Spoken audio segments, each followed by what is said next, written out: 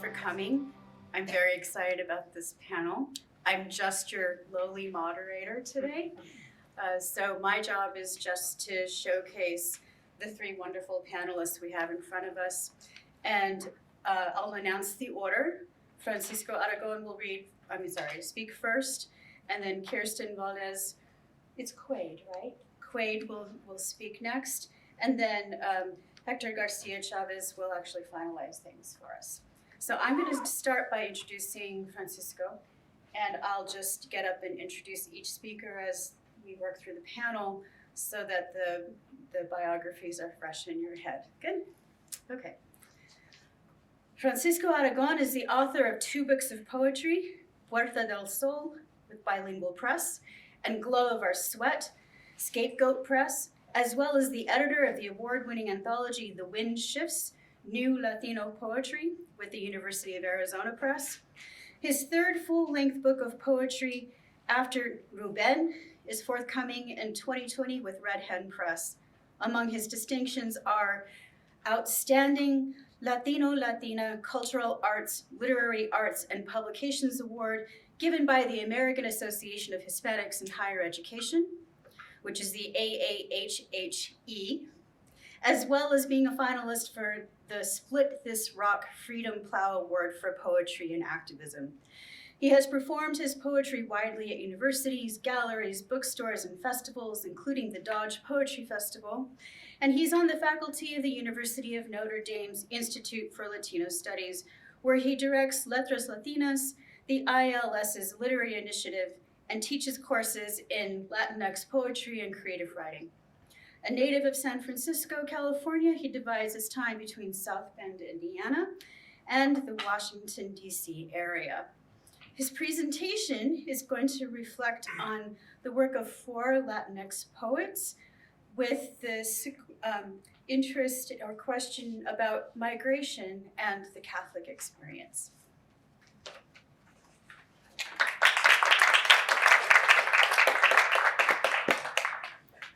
Thank you, Gina. Dana Gioia's essay, The Catholic Writer Today, was, for me, an invitation to consider how our work as writers could be described as emerging from a worldview he describes as Catholic. Although there were many passages that spoke to me, a couple of phrases that stood out were, quote, a mystical sense of continuity between the living and the dead, and a habit of spiritual self-scrutiny, to name 2. Our session this afternoon inserts Latinx identity into the mix. The idea I've been kicking around for a few years now is this notion of migration. I can start with the fact that I am the product of migration, the journey my parents took in the late 50s from Nicaragua to San Francisco, the city I was born and raised in.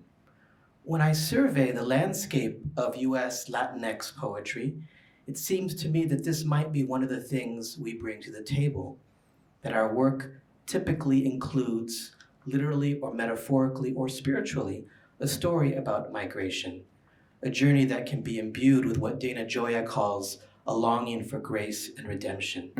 This afternoon, I just want to briefly introduce 4 Latinx poets. They are Natalia Trevino, Orlando Ricardo Menes, Gina Franco, and Oliver Baez Bendorf. Natalia Trevino, author of a full-length book called Lavando la Dirty Laundry from 2014, published a chapbook last year called Virgin X. The poet Sheila Black characterizes the collection as a, quote, sweeping, swirling aria of a book exploring with tenacity, humor, sorrow, and grit the many faces of La Virgen. One could say that a work like Virgin X, written by a woman born in Mexico who migrated to Texas as a child, could be emblematic of a so-called Catholic Latinx poet. And yet Trevino writes in a solicited testimonio, quote, since I am divorced and remarried, Unrepentant for this, and therefore apparently going to hell for this sin, according to my pious tias in Mexico, I am wary of the laws written by the men in control of the Catholic message and its misogynistic cultural traditions. My book challenges that patriarchal idea of God by exploring the feminine divine, the forces of creation, and forging a deep study of the woman who is called Mother of God by the Church itself. I want to just share part 3 of a poem from that book, and it's titled Migrating la Virgen. O Lady of San Juan de los Lagos, your eyes do not look down at us, half shut. It is your dream, the whole earth you carry above your head, where we do not fight for land, and we do not cross one another or jagged borders with our own travel-sized miracles. Miracle of a bottle of water, miracle of a photograph tucked under a bra, miracle of a sandwich shared, made 3 million times, hundreds of miles away. You want us to swim in the one ocean, El Mar, Maria, your populated effigy, great Mother Earth, as the dream, as the dreamer. I've crossed the brown Rio Grande 300 times or more with my green card, then my blue card, while other children crawled across pale deserts, hid under the helicopters, bridged the 2 lands in question with their water bottles and work and bones. Madre de Misericordia, Mother of Misery, of mercy. The difference between these children and me was the color of our papers. We have papers, my father always said, papers. Though I'd asked once if he could tell my mom to please dry my back better after my shower so the kids would stop saying it. Because somehow my back stayed wet all day long. You have the same name as my grandmother's, Maria de Socorro, Mother of Mercy. I am still learning the difference between the prayer and the one who prays. Orlando Ricardo Menes was born in Lima, Peru, to Cuban parents. At age 10, his family migrated to Miami, and shortly thereafter to Madrid, Spain, where they lived for a couple of years before migrating back to Miami. Menes has lived in South Bend, Indiana for the last 20 years. His 5th book of poetry from 2015, titled Heresies. Among the pieces in this volume are a series of dramatic monologues in the voices of invented saints. Of this particular strand of his work, Menes writes, quote, our medieval forebears made no hard separation between the imagined and the real, an approach that still reverberates to this day, among writers at least. He goes on to say, I admit my poetics is one of transgression, yet I do not define this term in ways that suggest irreverence or, worse, violation. In my mind, the prefix trans suggests a crossing over, a weaving together, a joining of the past and the present, the historical and the mythic, the personal and the public. And this is one of his invented saints. Saint Dorothy, patroness of bartenders. Carouse in my cantina, all you drunkards, louts, good-for-nothings, vent your troubles at my altar of hooch. Confess with wine, rugged Riojas and Riberos, guzzle shots of faith, draughts of hope, charity's highball. Why should worship be temperate? Swill, jag, and quaff, dance the sambuca, wiggle to grappa, spread my gospel to the water drinkers, catechize with cordials, muddle mojitos for mass. shake and straying cocktails. To abstain is mortal sin. Beware of teetotalers who scorn the Eucharist, tempting with grape juice or ginger beer. Heretics who deny that God's clouds rained alcohol, life's water, on the seventh day. Praise be to his seven spirits, gin, vodka, whiskey, rum, tequila, brandy, and schnapps. O Mother of God, Virgen de Guadalupe, we offer you this Assumption Day no vulgar Bloody Marys, but tequila blancas, Jerusalem bitters, a garnish of prickly pear.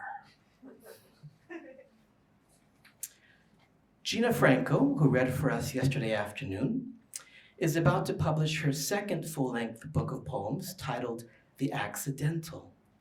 I would venture to say that Franco's collection and work in general, where this question of the Catholic literary tradition is concerned, emerged from what I'll call the contemplative.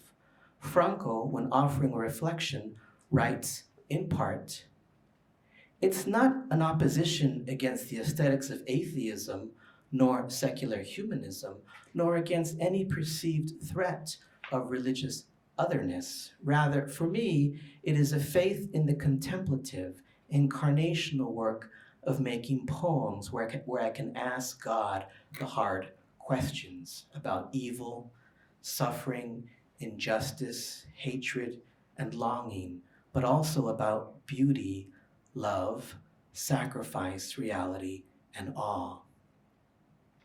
Franco's work deploys a kind of Baroque yet intimate lyricism that a reader must attentively unpack. Tidy and linear narratives, these are not. And yet there are poems that, in passages, hint at narrative, but on a larger, more oblique, yet elegant canvas. And so I would argue one of the distinctions of Franco's work is that it is adding to that strand of Latinx poetry that emerges from more innovative, less predictable tendencies in Latinx literature. Let me just share one excerpt from the title poem, The Accidental.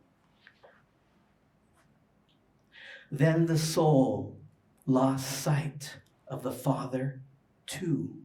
The soul turning its wound to the horizon where the fire was no longer visible. The soul turning inward, wanting. Thus, when loneliness took root, it grew limbs.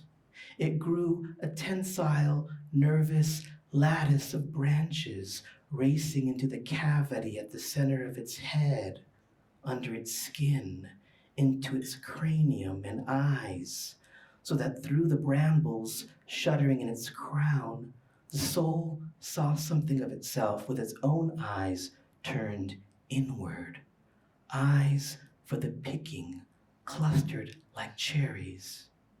And as the soul's eyes filled with lust for more visions, more eyes plumped into being. A mass of capillaries seized in the mouth of the question, cutting teeth in all the mouths at the heart of it. And each had a sound for what it closed on, uniform though incredulous.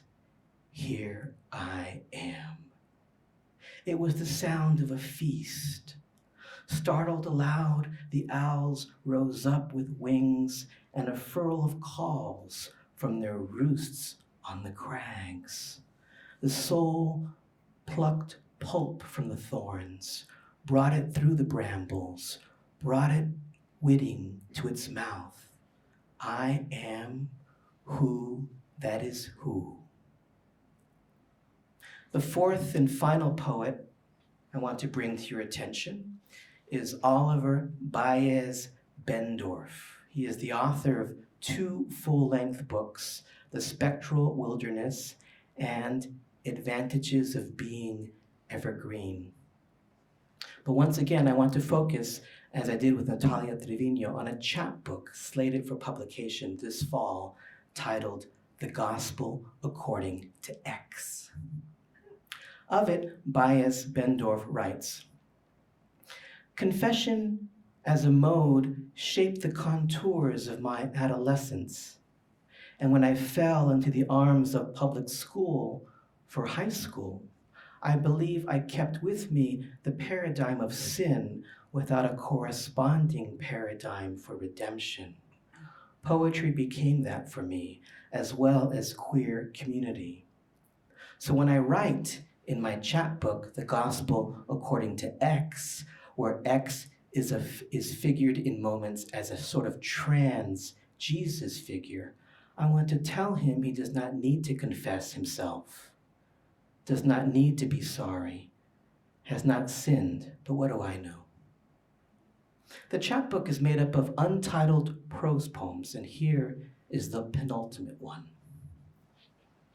I do believe in something, Lord. I create things. It's heaven to me, being so close to the earth through creation. I made myself into a sun, Lord. I thought it up all by myself. Spiritual. Here I am, indeed, holy. I don't know what I believe in, or who, or how much. I just sing holy, holy, holy, at nothing in particular. But if all of us are singing, then I don't feel so stupid. Is holy, is together, is forgiven, for the sin of being a body. Holy, I still love everybody. Orlando Menace's comment about the prefix trans suggesting a crossing over, a weaving together, a joining of the past and the present, the historical and the mythic, the personal and the public, is useful here, I think, not only in discussing this Latinx poet who identifies as transgender, but also when echoing my earlier remark about migration, whether taken in a literal sense or metaphorical. Thank you.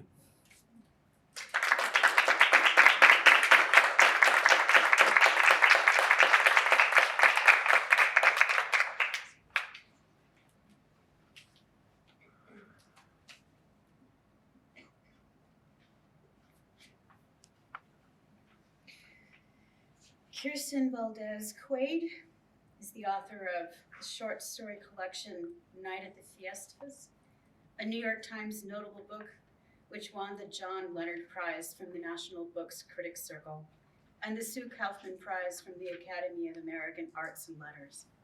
Kirstin is the recipient of a Rome Prize from the American Academy in Rome, a Rana Jaffe Foundation Writers Award, and a Stegner Fellowship. Her work has appeared in The New Yorker and Best American Short Stories, and she's an assistant professor at Princeton. And she has a beautiful story for you today about how she got started as a writer.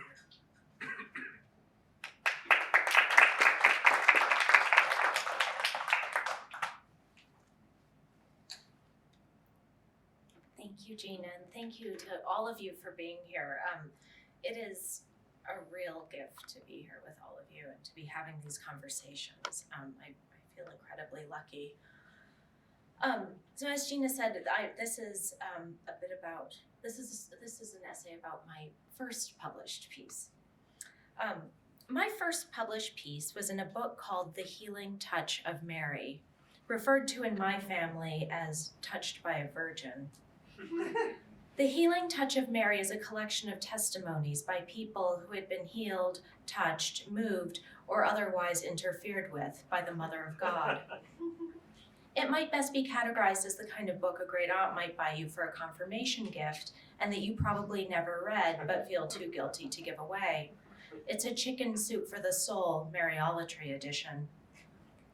I do not list this publication on my CV. And I did not actually submit my piece for inclusion in this book. And in fact, maybe we can all agree between us to keep the fact of its existence a secret. When I was 25 in graduate school studying fiction writing, my grandmother called me from Santa Fe one Sunday afternoon in great excitement to tell me that at Mass that day she'd met a writer.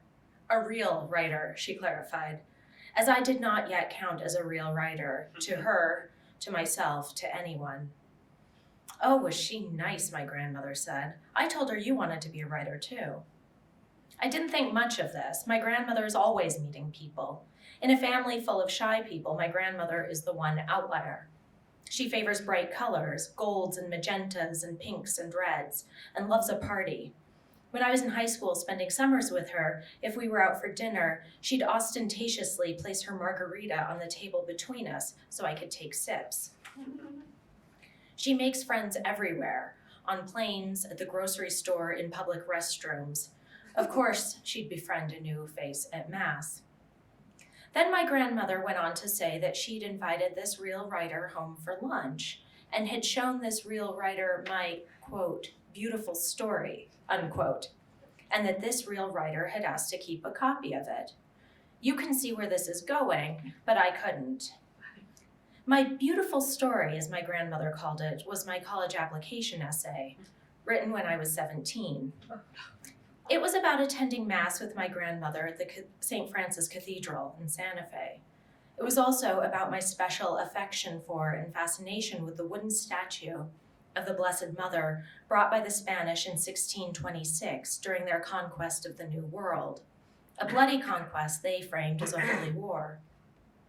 This statue was, for centuries, known as La Conquistadora, until in the 1990s her name was changed to Our Lady of Peace.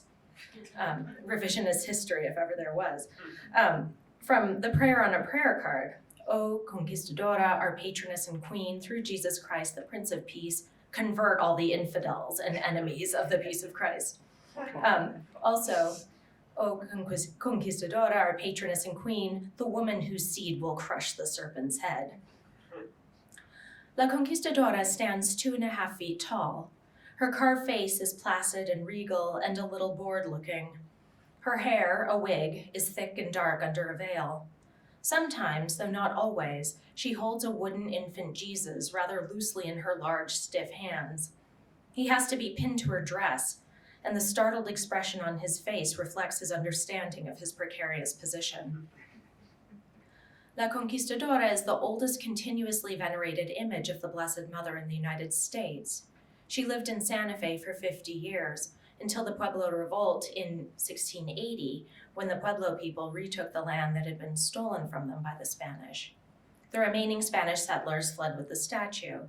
13 years later, the fight was on again. Don Diego de Vargas led the reconquest of Santa Fe and returned the statue to what he proclaimed was her rightful place. She is beloved in Santa Fe. Every June, she's paraded through the streets to the Rosario Chapel where she stays during the novenas. She has an extensive collection of valuable jewelry, gem-encrusted crowns, turquoise and silver squash blossom necklaces, and an elaborate wardrobe of over 200 gowns, sewn or commissioned over the centuries by devoted parishioners. One of these dresses was a gift from my grandmother.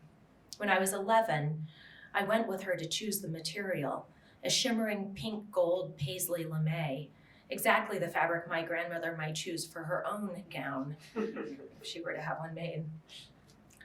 From the time I was little, whenever I visited my grandmother, we made a point of going to Mass together and paying a special visit to La Conquistadora and her chapel. We'd drop quarters into the metal box near the bank of candles, flickering in their red glass holders, and then light new candles of our own. As I prayed, I would feel the old childhood anxiety that I might leave someone out. And gradually, I would become aware of the sounds of the church around me, of a heavy door closing at the back of the cathedral, of other people's steps, of my grandmother kneeling beside me, of my own heartbeat. I'd feel that swelling sense of connection to those who'd prayed to her before me, some of them my own ancestors, and I'd be struck by the vast, untouchable enormity of history and of the heavens and of God himself. After I wrote this essay, I gave my grandmother a copy because I was proud of it and because I wanted her to know what it had meant to me to attend church with her. I gave it to her because I knew she'd love that I had written about her and church. And if I'm perfectly honest, I gave it to her because I knew it would further cement my position as the favorite grandchild. Maybe don't show that essay to anyone anymore, I said on the phone that afternoon when I was 25. It's embarrassing. "What's embarrassing about it?" my grandmother said. "I think it's beautiful that you come to church with me. I wish the rest of my kids would. I wish you'd do it more." I forgot about this conversation until about a year later when I was visiting her. "You won't believe what came in the mail," my grandmother said, thrusting a shining hardcover into my hands. "I got you published, mijita." And indeed, there it was, my college application essay on page 39 of The Healing Touch of Mary. Printed in full, among the stories of visions and car accidents and sick children and mended hearts. It was printed under Kirstin Q. Kirstin Q. That truncated attribution both offered me some small measure of solace and offended me even further. I was mortified. I felt exposed and humiliated, embarrassed by my teenage self, and angry at the real writer who had, I felt, stolen my work. Stolen wasn't the right word for it, but I didn't have another one. My head swam with arrogance and shame. The essay stank, but surely it was better than The Healing Touch of Mary. Thank goodness the woman didn't use my full name, but why the heck didn't she use my full name? Also, where in the essay had I ever claimed to have been healed by the statue? I recognized that this scenario was pretty funny, and it also seemed to me then absolutely tragic, and I wanted to laugh and to cry. It was my first understanding of how something I'd created could take on a life of its own, could speak for me in ways I didn't want to be spoken for. As I held the book, sitting under my grandmother's elated, expectant gaze, I was in the tricky situation of being simultaneously very, very annoyed with her and also truly touched by her gesture. My grandmother loved that essay, loved that I'd written it, loved the portrayal of herself as someone who was instrumental to her granddaughter's faith. One of her great sorrows is that none of her children had remained in the church, and so my religious bent was a small victory.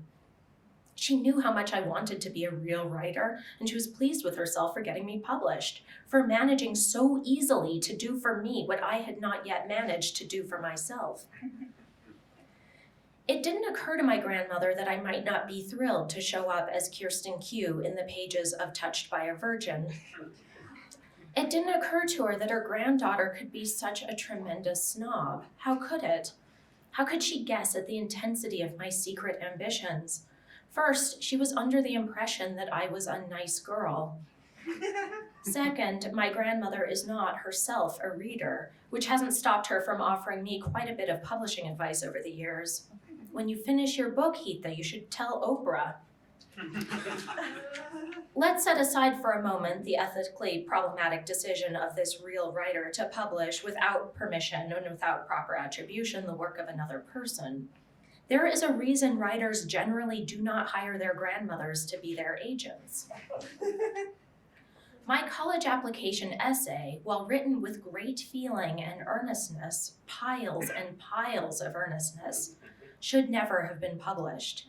It's terrible and it's saccharine, and like most saccharine writing, it is dishonest, or at least not entirely honest. It doesn't acknowledge the problematic history of La Conquistadora and the fact that she served as the reason and mascot for the brutal forced conversions and subjugation of whole peoples, some of them who were also my ancestors. It doesn't delve at all into my conflicted relationship to Catholicism, to a church that I love, but that so often feels inhospitable to me as a woman, as a queer woman, as a feminist. And it doesn't explore in any meaningful way my relationship with my grandmother, which, while being one of the most profound joys of my life, is also complicated. Because of these omissions, my essay was perhaps less honest than the testimonies offered by the other people in the book, who, I imagine at least, really did feel Mary's arms around them after the car wreck. Many of these testimonies are incredibly moving. These other recipients of Mary's healing touch weren't trying to be writers and hadn't created some teenager's idea of what an essay should be. When I wrote this essay at age 17, I was already beginning to think of myself as a writer, already trying to imagine what it might mean to live a writing life. My ideas of what constituted a writing life, however, were pretty vague. I didn't know any writers. My mother was the first in her family to go to college. I was a big reader, yet my models were either Anne of Green Gables, who did not exist, or Virginia Woolf, for whom things didn't turn out so well. 8 years later, when that essay found its way into print, I was in graduate school, learning about the craft of fiction in earnest. I had a clearer sense of how writers lived in the world, having finally met some living, breathing ones. I was a serious reader of literary fiction, and trying hard to be a serious writer of it too. Of course I was embarrassed by this first publication. One thing I didn't notice in the thick of that embarrassment, however, was that 8 years later, I was still writing about the themes I had begun to explore in that application essay: the landscape and history of New Mexico, Catholicism, faith, the complicated bonds within families. These are themes that have continued to be obsessions for me. Why is that statue of La Conquistadora so important to me? In some ways, she stands aside from the story of Mary that moves me so tremendously.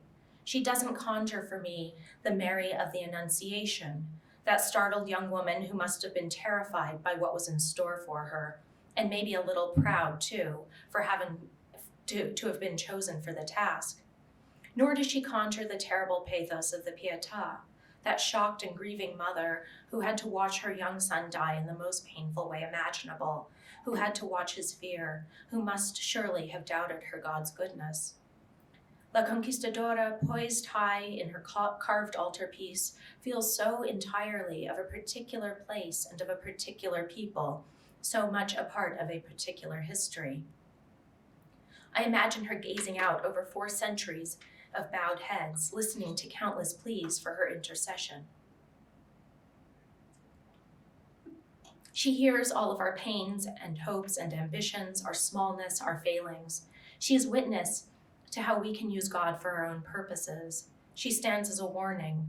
She has seen terrible violence perpetrated in God's name, and she sees the many acts of goodness committed in his name and those committed not in his name.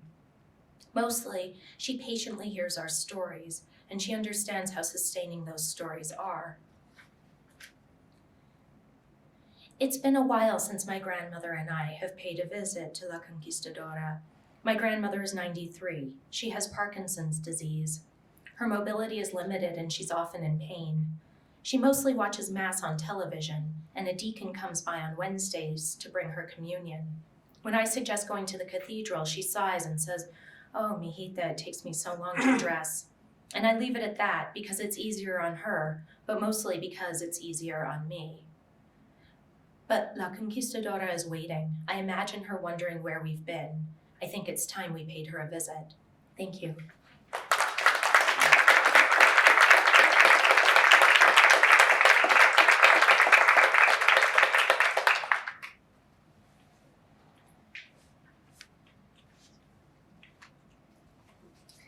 And our final panelist, Héctor García Chavez.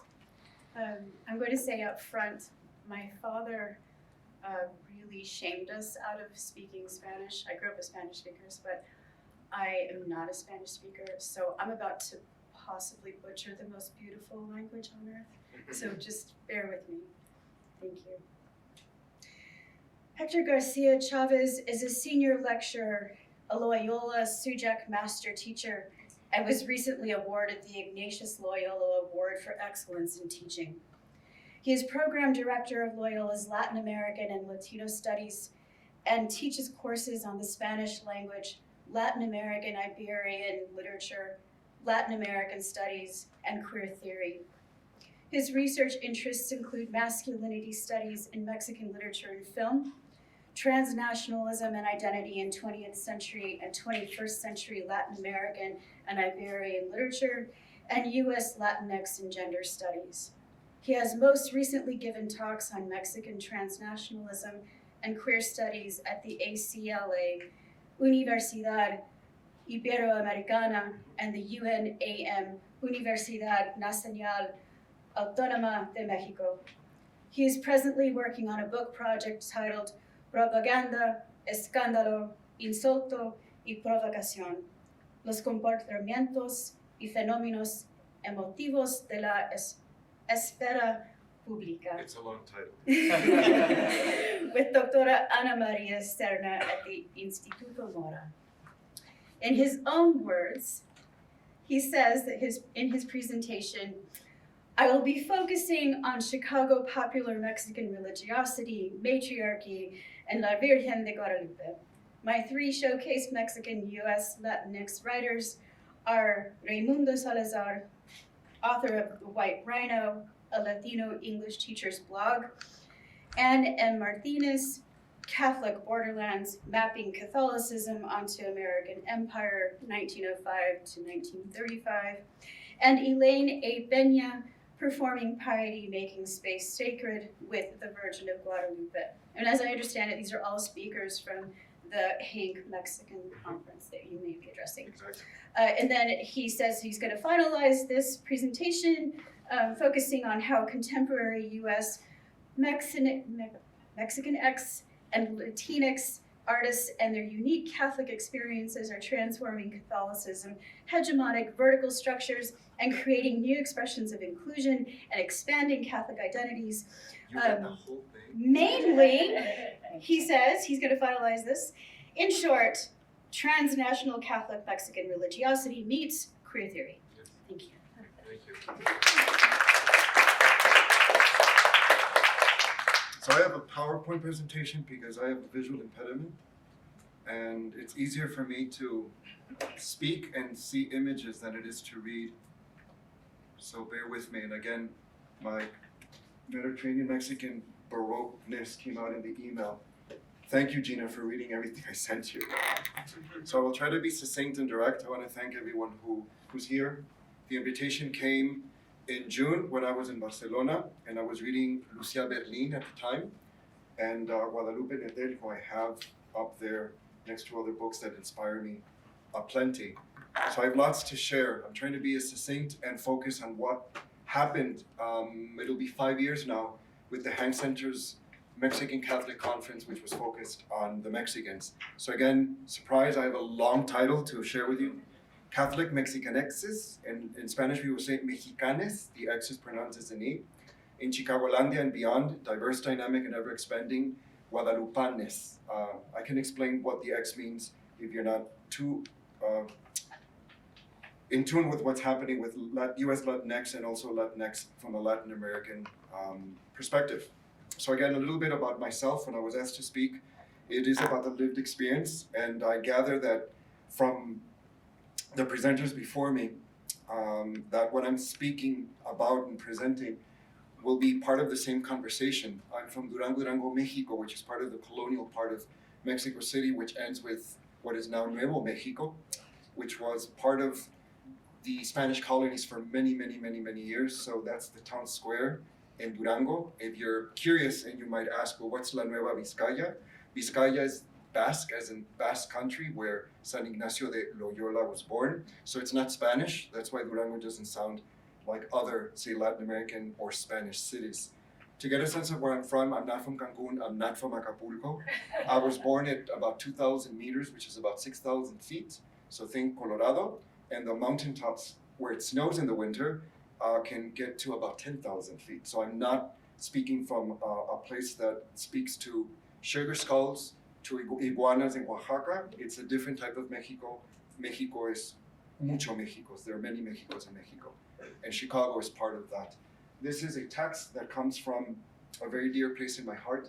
My mom passed away about 5 years ago, and I inherited 2 tomes out of 4, and I'm still looking for the 2, of religious texts that arrived from Madrid. You can read this if you want later on, I can share. And these are religious texts that were translated from the French to the Spanish, dating 1793. So my Latin class helps. And it has writing from my mother, my grandmother, and my great-grandmother, Jacinta Chavez. And this is all in Northwest Mexico, which is very isolated to this day. How they had a library in the 18th and 19th century is beyond me. Think of Idaho for the time being. Again, I hope I'm not insulting anyone. But these books now are in my home, which is where my mother used to live when she lived in Chicago. And I sit and I read. And as a professor of literature, cultural studies, and gender studies, I find this fascinating because I read what's part of my family history, which is now part of Chicago Mexicanx history. So this is where I'm from. Again, I'm not going to get into it, but when I was thinking about how to present myself, I wasn't sure about the public that I would have. Mexico is gigantic. It has 3 time zones. And if Mexico's big, Argentina and Brazil are even bigger. So keep that in mind. And again, for me, the borderlands and what it means to be Mexicano and Mexicanidad includes the United States. This is Chicago. Many of the maps that you see about from Chicago, or what I call Chicagolandia, are skewed. Actually, 2/3 of the city is on the south side. But if you look at, say, the CTA map or tourist maps that you maybe were presented with as you arrived at your hotel here, you find that the north side looks a lot bigger than it actually is. From what is now Chicagolandia proper and Mexican populations, we're everywhere. Everywhere. The city has maybe, depending on who's counting and how it's being counted, I would say close to 4 million. Some might debate that and say it's closer to 3. I think it's closer to 4. And from those 4 million that live in Chicago proper, I'm being open with how the census numbers have been taken, excuse me. I would say that at least 30 to 40% are peoples like myself that speak Spanish at home, either a little or a lot. So that means that the Chicago Catholic Archdiocese is a large part Spanish speaking, and after Spanish, it's Polish. And it's millions. Cook County, which is the county that is where Chicago is located, and Chicagolandia, which would include about 4 other counties, certain parts of Indiana and even southeast Wisconsin, is about 10 to 11 million. This is an amazing number. That also, it means that there are about 3 to almost 4 million people of Latin American heritage, either first, second, or third generation. For us from Latin America, for me specifically Mexico, being in Chicagolandia is really being in Mexico now. And speaking Spanish is a reality. And we are so diverse, it's very difficult to fully comprehend the idea of people of color for us, and also the Latinx, because some prefer Hispanic, others prefer Latino. We can discuss that further. So then again, knock, knock. No, where are you? ¿Cuántos somos? How many of us Spanish speakers are there? What's your nearest Catholic parish?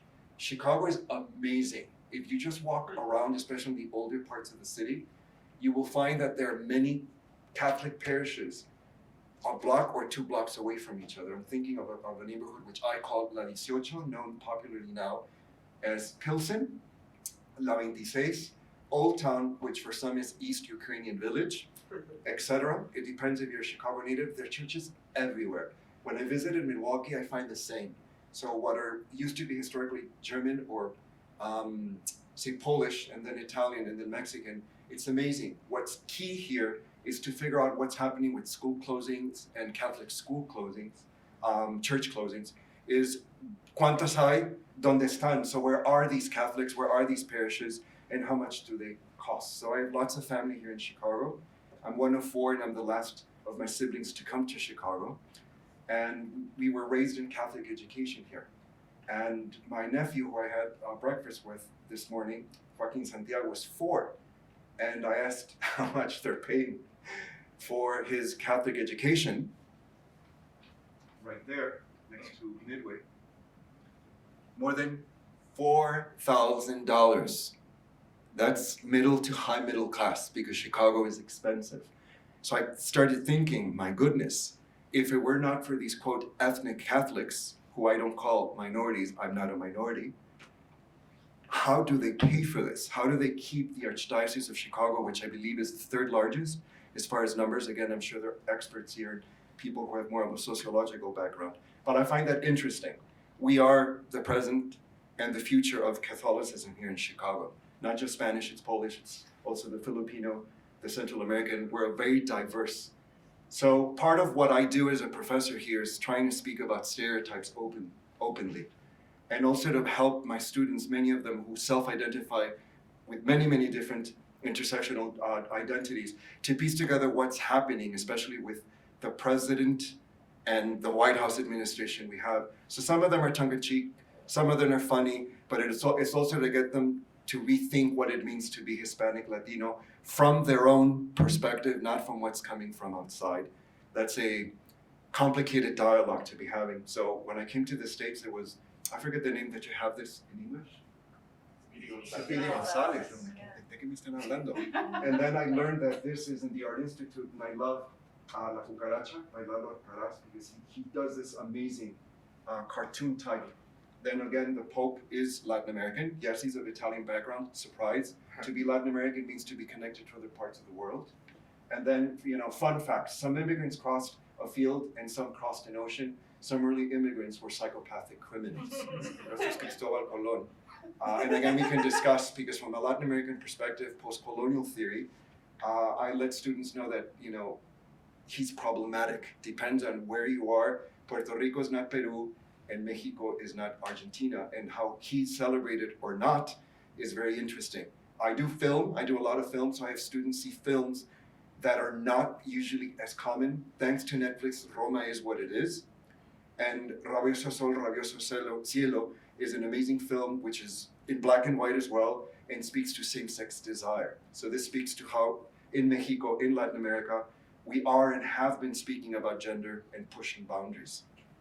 So let's revisit North America, because we as Mexicans, we are North American. I come to the US and we're not. History with a capital H and then, slanted. Let's speak about big history and then analyze maps. I love looking at maps because borderlands and frontiers keep changing and they're ever changing. Somos transnacionales. Surprise, we are transnational. This is a map that was used by Absolute Vodka, which I believe is a Swedish company, maybe 2007, 2008, and I use this as a platform as I teach, and my students are taken aback and say, oh, how big is Mexico? And for other students, it's nothing about that. It's how smaller the US looks compared to what it does today. And as you can guess, this Absolute Vodka was not very successful in the US and very successful in Mexico. So again, hopefully this link will work correctly. Some of what I try to do is not in a condescending way, but also trying to realize that Tejano, for example, and Southwest peoples that are mixed as well, it's a different type of conversation, and you'll understand why I chose Carmen, and this is part of an HBO series. So I hope this works. If I click, I'm gonna help the volume. Works.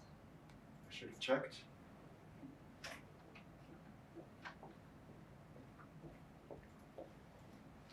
Is the volume on? Yes.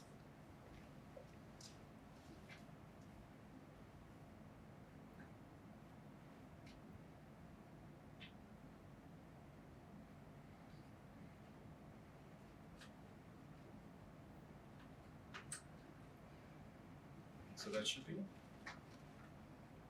You'll understand why I chose. No.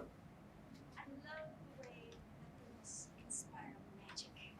We can walk right through an American history textbook and poof, we disappear. It's like people don't even notice we were here at all. You can look through centuries of Latinos being here, and people still look at us and say,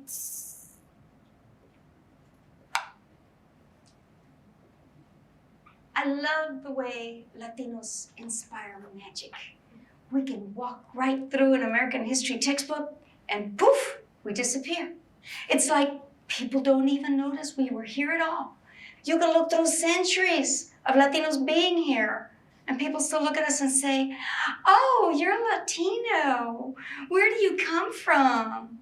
I come from the United States. Yes, but we mean like before you cross the border. I didn't cross the border. No, but like before your parents crossed the border. They didn't cross the border. Well, before your grandparents crossed the border. You know, we were Mexicans. We didn't cross the border crossed us. We were here. Mexican Americans have at least 2 different cultural backgrounds. The newcomers were the Spaniards that got here like in the 15th century. The other side of the family was here already. Oh, but that's impossible. The United States didn't even exist till 1776. And I say, exactly. And the part of my family that was here already, They were like walking all around on this ground before you guys said that Columbus discovered America. We were standing here, we were walking all around on top of this ground and we didn't even know it was here. We had to wait till somebody from Europe came and told us, it's here. Oh my goodness, thank you so much. I'm so glad you discovered us. We didn't know we were walking around on top of it, didn't even know America was right here below our noses. We didn't know it was here at all. You understand why I chose? So goodbye. Let's go. Yes. Yes. So part of the reason I believe I was invited was because I was the invited director of the Hank Center Mexican Catholic Conference, and this should work. Yes. So if you're curious, you can find more information about everything we did. It'll be 5 years now, and again, it was a very successful 2-day conference that consumed me for months and months and months. So again, I'll just scroll down and you'll see the type of conversations that we had. You know, everything from early Mexican presence, which I'll speak about a little bit, Chicago Mexican parishes, they're many and growing, faith, hope, democracy, café con galletas mexicanas because we have to eat and las galletas are wonderful, religiosity, matriarchy, Virgen de Guadalupe, which coincides beautifully with this conversation, immigration, transnationalism, cultural identity. The two keynote speakers were Maria Hinojosa and Luis Alberto Urrea. The Humming's Daughter, for those that haven't read, is actually about a young woman who is from the northwest of Mexico who then ends up in the southwest US, which is a healer. You know, so for those that haven't read it, I would highly suggest it. His new book is The House of Broken Angels, and it's literally just out of the press. And I left a few bookmarks and postcards there to speak about, that speaks to a festival that I'm a part of, and he'll be presenting this book on the same day as the Chicago Marathon. I've been told to speed you along. So these are two emblematic spaces in Chicago that are critical to understanding what it means to be Mexican, Mexicana, Mexicano, Mexicanx. One is the oldest parish of Mexican background here in Chicago is La Parroquia de Nuestra Virgen de Guadalupe, Our Lady of Guadalupe Parish, which is a 91st year commercial. It's the south side of Chicago, near where the Illinois Steel plant used to be. This is 1923. It's documented that as early as the 1893 World's Fair here in Chicago, which is now Hyde Park, and Washington Park, Jackson Park, there were Mexicans here already, so we're not late. The 1924, the Claretians then came in, and then by 1947, the school. The book that I would recommend, and she spoke and was highlighted during the conference, Anne M. Martinez, who's now in the Netherlands, Catholic Borderlands Mapping Catholicism onto American Empire, 1905 to 1935. The second place, which is key, this is a photograph. I've looked and found one, and then got permission to use it. El Santuario de Nuestra Virgen de Guadalupe, El Cerrito de Tepeyac, Shrine of Our Lady of Guadalupe, which is pronounced in Midwestern English Displays, Illinois. And this is 1987, where a Mexican man, Señor Joaquín Martinez, came with a statue of La Virgen de Guadalupe, and then it became huge. Year by year, it got bigger. By 95, El Cerrito, which is the little mountain, which was back to where the Tonatzin Virgen de Guadalupe appeared, to Juan Diego, who's now a saint, San Juan Diego.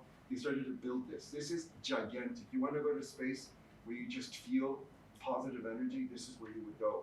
By 2013, it was finally recognized by the past Cardinal Francis George that this was going to be a holy site, and that the first rector, Marco Mercado, would then be the one that would oversee. The book here would be Elaine Peña performing piety, making space sacred with the Virgen de Guadalupe. So again, there are lots of common denominators with my presentation and the two presenters before. So let's look at the image of La Virgen de Guadalupe. This is her full title. No. Nuestra Virgen de Guadalupe, Reina de México, Emperatriz de América. And again, if you have more time, you can look at that webpage here, which is the official webpage, and it's breathtaking. I believe that after the Vatican, this is the second most visited space, Catholic space in the world. So it's millions. So this is where I know I have about a minute or two left here. This is where things get funky and queer. So when I teach queer theory and masculinity studies, there's a moment where we speak about patriarchy. Actually, it's the first 10 minutes. And we start asking ourselves, well, what does it mean to be omnipresente, omnisciente, omnipresente, omnisciente, y there's another, the third, all-knowing,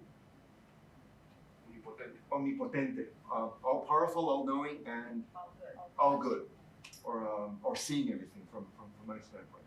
And what happens if you, is this even better for you if you walk around with your rosary, which I do, or your scapulary, which I used to have. So this is where things get very interesting for me, and as I push forward with my research. Global Catholic Studies means Quade, Latinx, Chicanx, Mexicanx, because we're very diverse, many words to use, which is interdisciplinary studies means queer theory. So then I use a psalm. Tú escudriñas mi senda y mi descanso y conoces bien todos mis caminos. English translation, you discern my going out and my lying down. You are familiar with all my ways. Here is what happens when you close or don't close your bedroom door and you're not alone. So let me read this. This is from Marcela Maria Altusreed, Argentine, went to Scotland. She's passed on, unfortunately. She's key to my concept of queer God. The queer God introduces a new theology from the margins of sexual deviance and economic exclusion. The queer God creates a concept of holiness that overcomes sexual and colonial prejudices. It is a book about this rediscovery of God outside the heterosexual ideology, which has been prevalent in the history of Christianity theology. In order to do that, it is necessary to facilitate the coming out of the closet of God by a process of theological query. The theological query, we mean the deliberate questioning of heterosexual experience and thinking, which has shaped our understanding of theology, the role of the theologian and hermeneutics. The God who has come out tired perhaps of being pushed to the edge by hegemonic sexual systems in theology has made God's sanctuary on the other side. Our task and our joy is to find or simply recognize God sitting amongst us at any time in a gay bar or in the home of a camp friend who decorates her living room as a chapel and doesn't leave her rosary at home when going to a salsa bar. So for time's sake, I'm going to put some images which speak to themselves. We have Alex Donis, Mary Magdalene and La Virgen de Guadalupe, Tony de Carlo, Chulo de Guadalupe, and Alma Lopez, Our Lady. Very controversial, very provocative. Manuel Munoz, that's what I do more say with Latinx, someone that I really enjoy. The book would be Zigzagger Stories, and that's on that right-hand side. So I'll stop here. I have more to share. What's key for me to share here is that it is, as the title I hope makes sense now, it is about a diverse, dynamic population that is ever expanding. And we are still Guadalupanos or Guadalupanes. What's curious here is that you could be an agnostic, you could be a socialist, and still be a Guadalupano, which I find fascinating. In my home, with friends, and in my scholarship, I find that there is no contradiction if you state you're a Guadalupano and X, Y, or Z. It complements, it feeds you, it gives you life, and builds family. So I'll stop there. Thank you.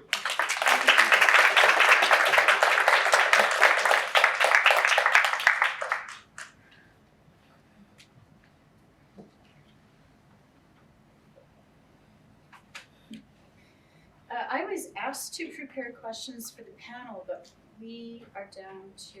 My apologies. No. We've started late and we're good. But we only have about less than 15 minutes left. So I thought because some of the panels I sat in on, I felt like I wanted an opportunity for the Q&A, and the moderator just sort of took over the questions. Maybe we'll start with Q&A, and then if you don't have questions, I'll take over. Does that sound good? Okay, let's start with the Q&A so that the panelists have an opportunity to respond to things that you're thinking about. Thank you for your presentations. Just wondering how you navigate in your work or the authors you have presented or you study, that kind of insider-outsider perspective regarding belonging to the Catholic tradition, right? In many ways, there's so much, fluidity and freedom to relate in many ways, that you're a socialist or an atheist and a Guadalupano, right? But I also imagine that sometimes it becomes like a struggle to figure out how much one belongs or not to the tradition, in which ways. I just wonder, like how that plays a role in your work, in the work people you admire or study.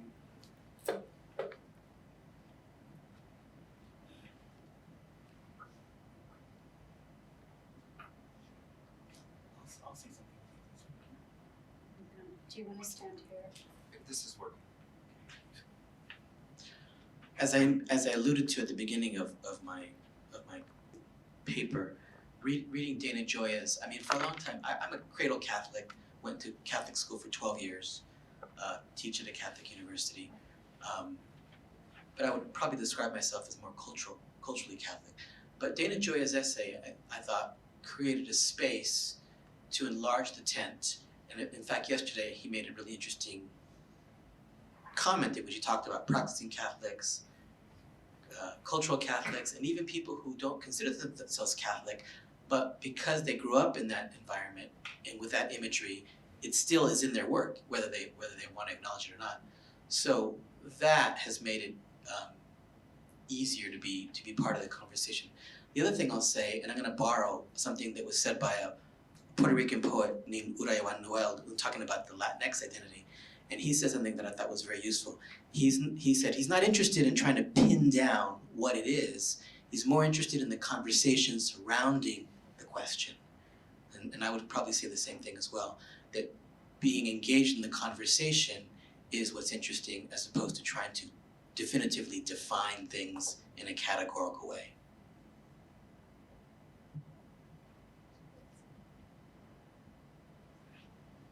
Yeah, I mean, I guess just on a very basic level, as a writer,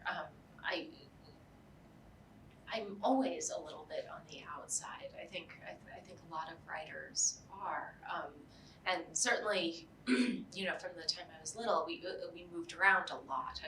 My family was really itinerant, and so I was constantly an outsider in the communities we moved into, and so that feeling of being a bit outside of things, or if I am inside, that question of whether I'm an insider or outsider is always there for me, and in all aspects of my life, and also in my identity as a Catholic, and it's always there. I think it's generational from what I piece together and from what I read. I'm someone that's very visual, so reading all the books that inspire me. I find that even certain individuals who you would think would not be as open to what we would say fluidity, una fluidez de identidades, say a 70, 80-year-old woman or a 70, 80-year-old man, might be your grandfather, might be your grandmother, tu madrina, tu padrino. If you do open up a dialogue and you do just discuss what it means to be X, Y, or Z, it's transforming, it's changing constantly. I sometimes find more resistance from certain people who are questioning less what it means to be even just a human being or a citizen of a country like the United States or Mexico. If they question less, then maybe they're more drawn to a certain type of authoritative figure. And I find that, especially teaching here at Loyola as a Catholic, as a Jesuit university, I find that it's the women who are asking more of the questions. And they push boundaries more and are comfortable wanting to ask why. And I like that a lot. I think it's harder for a young man to question his privilege, for instance, than it is for a young woman. Class does matter here, so does ethnic self-identification. So I do find that the Catholicism that is used as an umbrella term of like Latinx Catholics in the US, and then you go to Spain, and then you speak to Brazilians, or go to Argentina or Mexico. I sometimes find that what's here classified as Latinx, and more specifically Catholic Latinx experience or religiosity, is a lot more static than what's really happening there.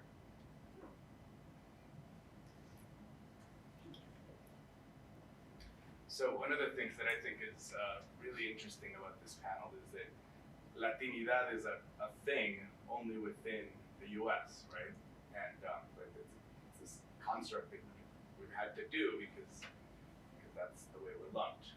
When Latin America is so greatly diverse in terms of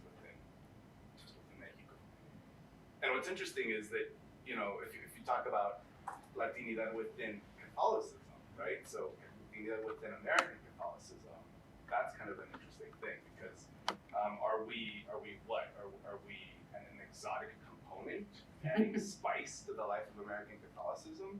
Are we an essential, like, you know? And then that, to me, seems to mirror a lot of the conversations about who are we within the United States, right?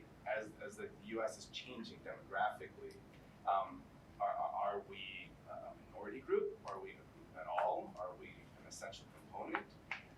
And so I was wondering what, in your work, in your writing, as you grapple with these issues of your identity, your Catholicism, your Latinidad, how do you make sense of any of these things?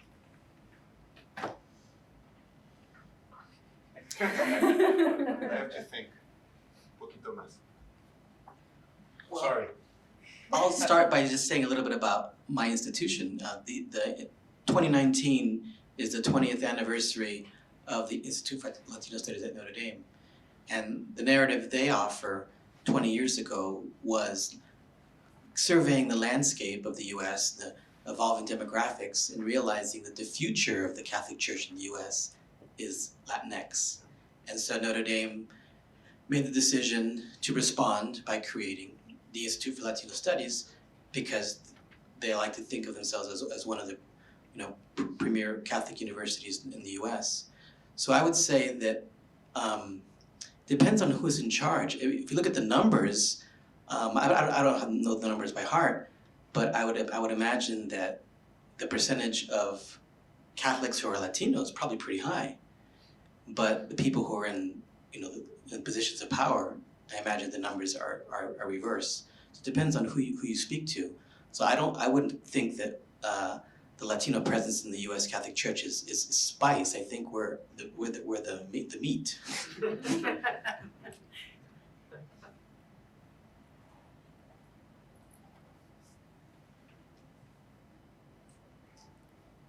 I don't have a ready answer. Good question. From a Mexican standpoint, and being Mexican-centric, slightly, poquito, con orgullo. This year is the 80th year that commemorates the exiled refugiados republicanos.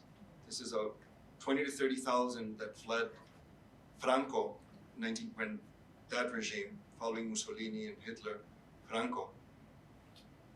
The Mexican government at the time with Lázaro Cárdenas was a socialist left-leaning. If you look at US history, 1924 is the year that the US government decided to have quotas by nation.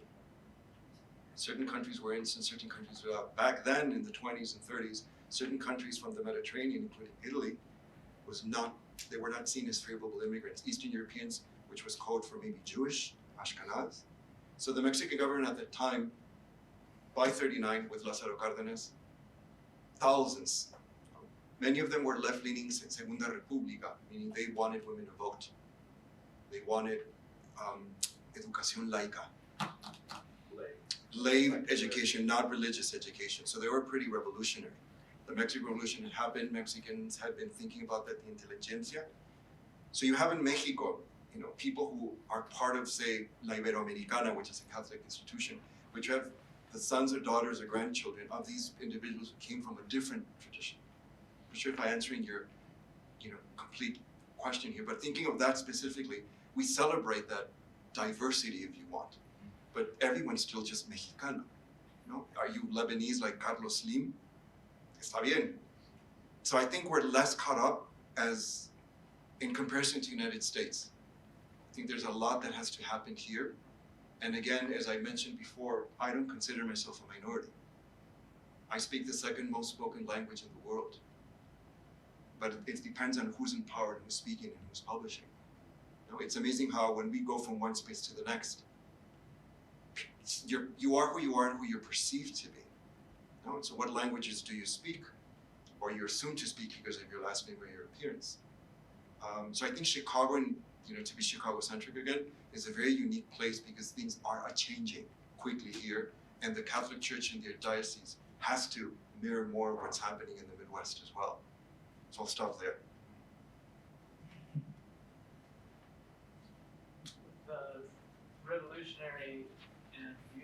concept of the queering of God, how does a person, or how do you notice people experiencing love from God or the church in that embodiment? You also spoke of that. You have poets who are speaking to that. I'll speak to what happens in the classroom, I guess, and students. Some have cried because for them it's a moment to finally say, I can hold her hand. So I say something that is radical, and I have a colleague from my department here. I tell them, no sin, no hell, no shame, no guilt. I write that on the blackboard, and let's proceed with our conversations. And some will say, but in my high school, or my Mormon background, or my Methodist background, I say, let's build this conversation. And I think that's critical. So Catholic religiosity is changing and transforming. Now it is 2019, and people like myself do walk around with, a rosary, or the image of the Virgen. And it's not just Mexicans, the Italians, the Poles. And you go to your grandmother's house and you're like, Grandma, mine have passed on, que paz descansen. But I'm like, I'm turning into you. And I love that. Because then, but for the younger generation, I think, call them millennials or what you want, I think they're more open, period. But some of them are faith-based. Some of them do want a Jesuit education, a Catholic education. So I think that's critical as well. This is the history, or histories. But I think with desire, love, intimacy, it's taboo subjects for some. But we have to explore those. And we have the authors, the experts here. Just to say we're at time, so I'll let you respond and then we might have to close.